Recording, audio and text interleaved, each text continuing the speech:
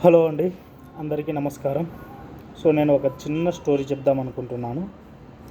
అనుకోకుండా ఒక ముసలాయనకు జైలు శిక్ష పడుతుంది. 2 ఇయర్స్ జైలు శిక్ష పడుతుంది. జైల్లో వెళ్తూ ఒక జైలర్ని పిలిచి నాకు ఒక 20 ఇంగ్లీష్ న్యూస్ పేపర్లు అండ్ ఒక డిక్షనరీ కావాలని అతను కోరుకుంటాడు. ముసలాయన అని జైలర్ కూడా అతని యొక్క ప్రపోజల్ని యాక్సెప్ట్ చేసి 20 పాత ఇంగ్లీష్ పేపర్లు అండ్ డిక్షనరీ అయితే ఇస్తాడు. ఆ కటిక నేల మీద పడుకొని చిప్పుకూడు తింటూ జైల్లోనే ఉంటూ అతను ఆ 2 సంవత్సరాల కాల పరిమితిలో ఒక మంచి ఇంగ్లీష్ లాంగ్వేజ్ని నేర్చుకున్నాడు.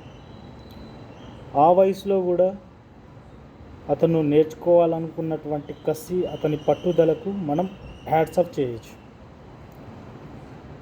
ఓకే, ఇక్కడ మనం మెయిన్గా థింక్ చేయాల్సింది ఏంటంటే, మనం ఒకటి నేర్చుకుంటున్నాం అంటే దాన్ని నేను 100% నేర్చుకోవాలన్నటువంటి కసితోనే అడుగు పెట్టండి.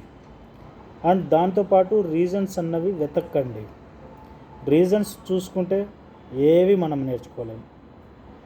ఓకే, మనము పుట్టినప్పుడు కూడా నా కొడుకుకు మాటలు రావేమో అన్నటువంటి ఉద్దేశం వాళ్ళకు ఉండింటే మనం ఈరోజు మాట్లాడుకోకుండా ఉండేవాళ్ళము.